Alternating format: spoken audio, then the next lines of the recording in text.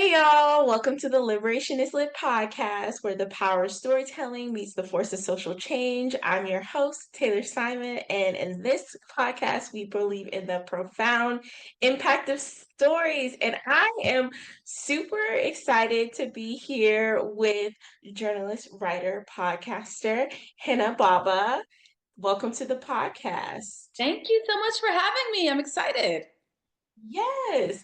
So to kick us off, can you tell us a little bit about yourself as a writer, storyteller, podcaster, and can you tell us a little bit about the series you just released? Sure, yes. So I work in public radio. For the past 20 years, I've been the host of a show called Cross Currents, which is like the daily news magazine on KALW Public Radio, the public radio station here in the San Francisco Bay Area. So I've been in radio journalism for a while. And I also have a podcast called The Stoop that I host with my friend Leela Day, and that tells stories from across the Black diaspora. So I've always loved audio. It's always been my favorite kind of corner of journalism. I've loved the intimacy of voice and sound. And so that's why I've just kind of lived in that space. So let's see. So then the project is Folktales from Sudan. And it's something that I've been wanting to do for a very, very long time. I've been, reporting and making stories for our show and for other shows for a long time. But at the back of my mind, always were these folk tales that I heard as a child from my mom and from my uncle. And we are from Sudan. And so these were folk tales from Sudanese folklore, right? And so, and they were always there. I've always held them in my heart. And I knew I wanted to do something with them one day in audio format. And then life happened, right? Work, career, kids, and it never was the right time. Um, but in 2023, unfortunately, a war was started in Sudan, and this is the second year that war has been happening. And as I saw the destruction of the country and millions of people fleeing the country and the destruction of cultural institutions, the museums looted, the the music records and archives destroyed. I felt the urgency to preserve culture. And I said, this is it. This is the time. I've been wanting to do this for so long, and now there's a real reason to be doing it. It's because all this culture is at risk of being lost.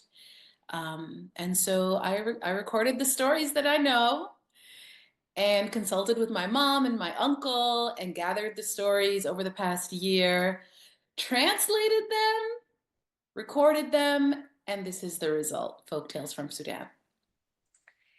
And the we recorded this episode on April 2nd and it released yesterday, and it is beautiful. And now that I'm remembering, I listened to the Stoop when I was in grad school. So I was like, oh, okay, I recognize like the familiarity and oh my Blast from the gosh. past. Yes, yes. And I feel like so I do a sticker fundraiser through Liberationist Lit, and I have different flag stickers, and I have both Palestine and Sudan, and people are often picking up Sudan, and I was like, "Are you looking for Palestine?" And they're like, "Oh, yes, yes." And then I don't mean to, but I guess because they don't want to admit, no, I didn't want to support Sudan, they're like, "Well, I'll just get both stickers." And they're kind of similar. They look alike. They can Yes. be confused. Yes. But I feel like there has been like this push recently to not, while talking about Palestine is very important, to also recognize what is happening elsewhere on the globe. And Sudan has been definitely one of those places to pay attention to. And was your decision to release the podcast about the folk tales kind of aligned with just spreading awareness in general about Sudan? Absolutely. Like I said, this is a personal passion project of mine. I just wanted the world, just like we all know European folk tales like Cinderella and Hansel and Gretel. We know stories from the Arab world, Sindibad and Aladdin. My feeling was that our stories also deserve to be told on a global stage. And we always joked when we were little that, there would be one story and we would be like, wow, this would make an amazing movie if the opportunities were there, right? And so my idea was African storytelling overall, I think, has not found its global stage. We hear, Anansi the spider and African proverbs and sayings here and there, but there hasn't been a really strong presence of folk tales from Africa as a whole, let alone of Sudan, just like one country. So my idea definitely was the world deserves to hear our stories. The world deserves to hear our stories and know us in a way that is far from the stereotypical narratives of war and poverty and famine. Know us through something beautiful, right? I want when somebody hears the word Sudan, I don't want war to be the first word to come to your mind. And because of the reality in this world and because of the news and how it works, I work in a newsroom, I know. They teach journalists if it bleeds, it leads, right? It's war, it's catastrophes, it's the bad news, right? But when that is all that is told, that's when we risk getting into that single story that Chimamanda Adichie talked about, right? We risk getting into that single story. And when there is that single story, that's all you relate to that country or those people. So my thing is, if folks can hear a story and connect to it, and when they hear the word Sudan, yes, they're gonna imagine in their heads war and famine and beauty through this one story of this little girl who was brave and fought the big ghoul, and the music that we infuse in the stories as well. They're sound designed. If people can relate that to Sudan, I'm happy. So yes, absolutely. It's a personal project, but it's a global project as well for me. And the war really just added urgency, but it was already in the works, but now it just feels even more needed. And I love how you talked about kind of what I gather from what you said. Stories are a way to humanize the people living in these war-torn countries, because it's a whole other conversation how a lot of these conflicts even started. But I feel like that's why I really connect to wanting to do a lot of my advocacy work around storytelling, because it humanizes people. And when you can see someone as a human and the connection through shared humanity, I can see, okay, that is my fellow human over there, instead of, oh, they're just over there. And now your suffering becomes my suffering. And how can we liberate ourselves together? So that's why I really believe in stories. Do you have Yeah. any And it's other? similar to other, I'm a believer that culture connects people, right? I'm a believer in cultural diplomacy, what they call cultural diplomacy, that people will get to know each other. I believe mostly through, like, one of the biggest ways is culture. It's the food, it's the music, it's the art, and it's stories, right? Kind of away from politics, away from those, controversial things, right? That shut people down immediately. Break bread with me. Here, have a ta'amiyya sandwich. Ta'amiyya is what we call falafel, right? Sit down with me, break bread. That makes a difference. That connects people, right? Here's a bit of my music, hear it, right? Here's some poetry written by a Sudanese person. And here's a folk tale. That to me is an amazing connector of people. You get to know somebody without all the baggage, right? So it's very powerful. I'm a total believer. I definitely agree. And the way you use storytelling and you think of storytelling as a way of like disarming people, still it can be very hard to constantly feel like, I don't know. I feel like just for me speaking as like a Black American, I'm like, I'm just yelling that it's more than just like love me for me as a person and not just extracting from my culture. So that work can be exhausting in itself. So I definitely wanted to ask what kind of keeps you going in this work? What keeps you grounded? I think because I love folk tales, and that's what I always say to people. Everybody has their thing. Everybody has their skill, the thing they're good at, the thing they enjoy doing. And the more we lean into that as a vehicle for connection, understanding, communication, change, then it's sustainable for you. And chances are, maybe you won't burn out as fast when it's something you actually enjoy doing. The writers write, right? Like the painters paint. When it's something that you feel right in, I feel like there's less of a burnout. But sure, burnout is real. Keeping ourselves grounded is important. Um, for me, for me, we're a big incense and perfume culture. And I'm a total believer in aromatherapy, that just a smell can transform you and transport you to places. And so for me, it's putting on that incense. Bahur, we call it. Sometimes it's sandalwood, sometimes it's something else, but and they're always sweet with a little sugar on them. And that relaxes me, right? And it brings me kind of back.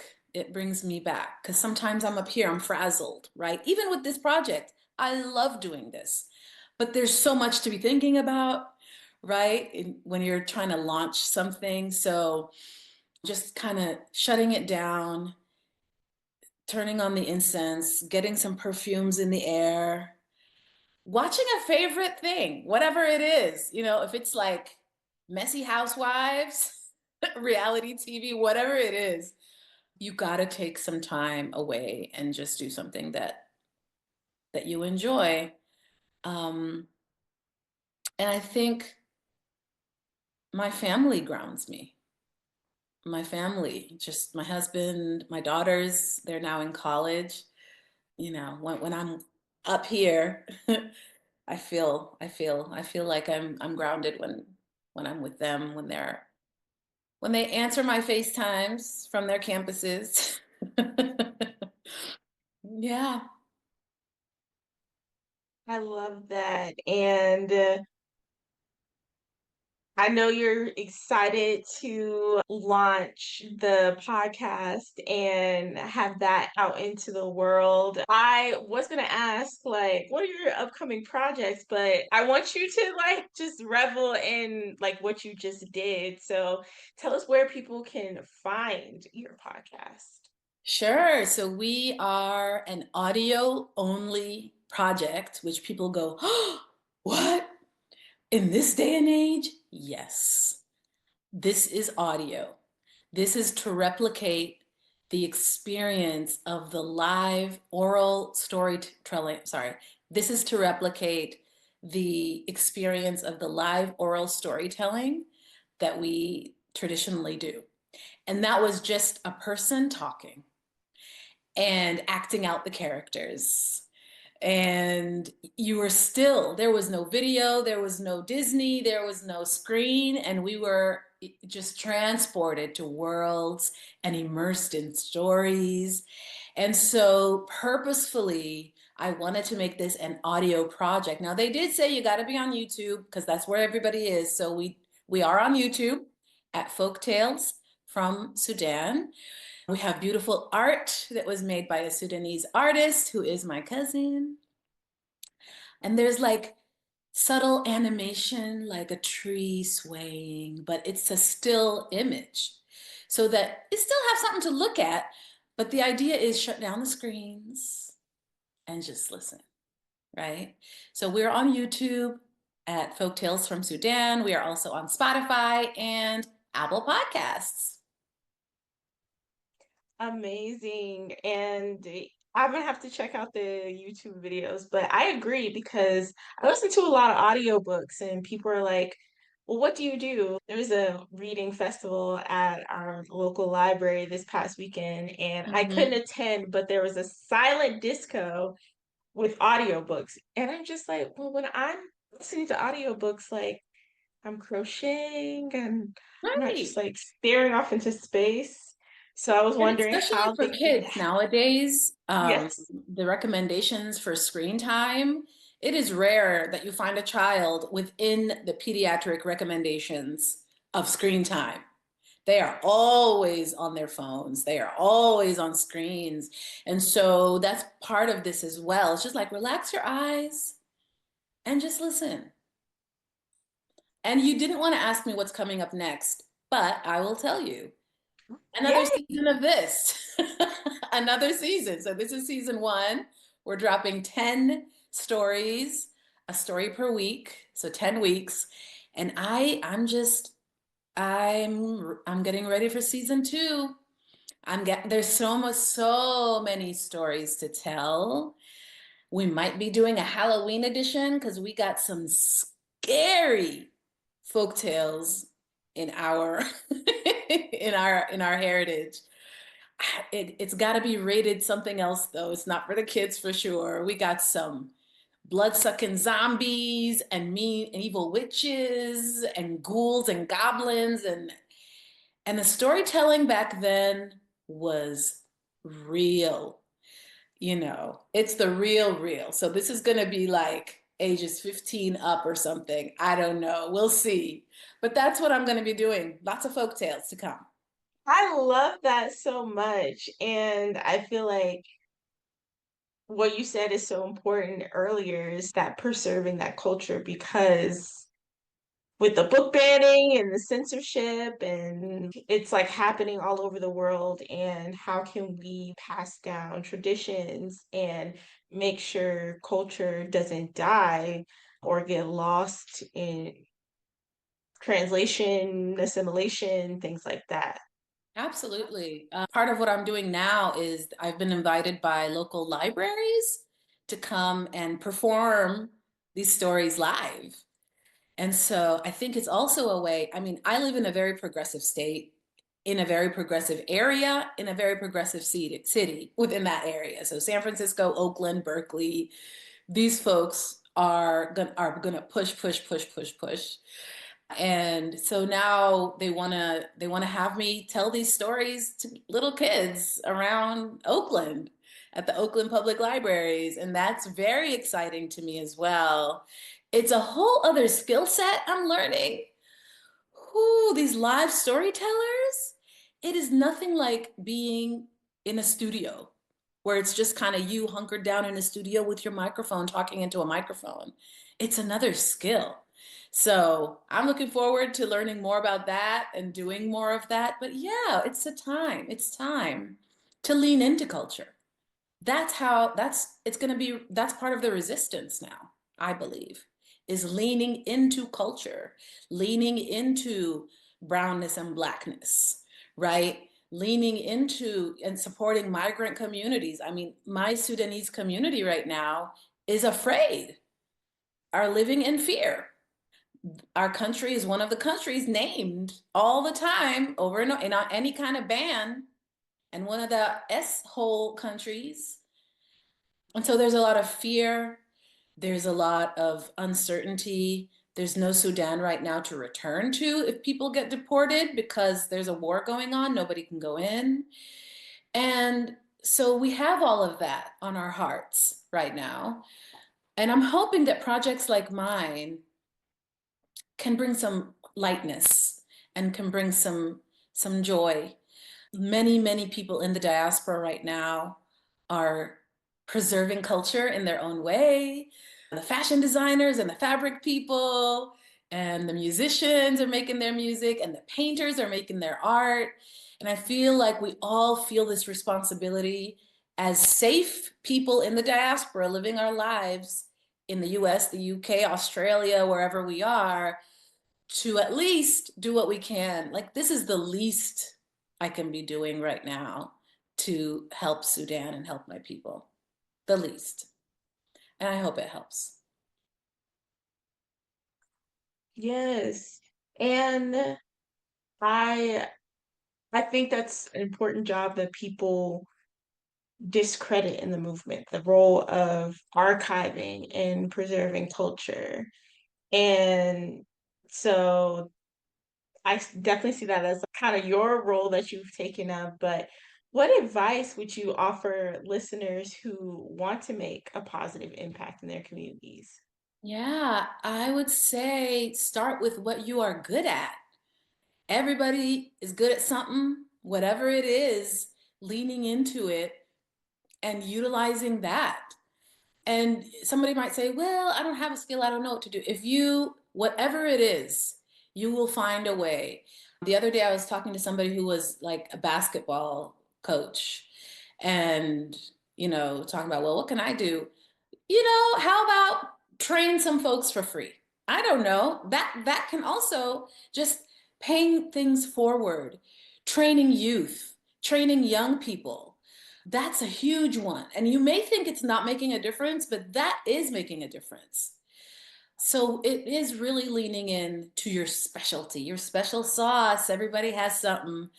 And why lean into that? Because it will be sustainable and you will keep doing it without, again, that burnout that we talked about, because you enjoy it. So yeah, that's what I would say. And especially in this time where maybe going out to protest feels dangerous for folks, especially if you're on the college campus, especially, it's scary times right now for making a stand. And so that's why I think culture is a way and is another way to make a stand that is still very powerful and maybe safer a little bit than kind of other like straight up political responses. And it is what it is, and we will all see where this is all going. But I believe everybody has a corner that they can do some work in. I definitely agree. Well, thank you so much for this amazing conversation. And you told people where they can find the podcast. Well, where can people find you and keep up with your work? Sure. So I'm on Instagram at Hana Radio, HanaRadio. And our project is also on Instagram at Folktales from Sudan. They made me make a TikTok, which I have never had in my life, but they said for this project you need TikTok. So we are on TikTok as well at Folktales from Sudan. Thank you so much again for Thank that, and I'll be you. This was sure so to fun. Yes, and I'll be sure to link all of where you can find the podcast and social media on the show notes. And thank you, listeners, for being a part of the Liberation is Lit podcast. If you have stories you want to share, want to suggest topics, or just want to connect, you can find us on Instagram, Facebook, and TikTok at Liberation is Lit, or our website, liberationislit.com. If you enjoyed the episode, please consider leaving a review, and remember, your voice matters. And together, through the lens of stories, we're going to make a difference in the world. Until next time.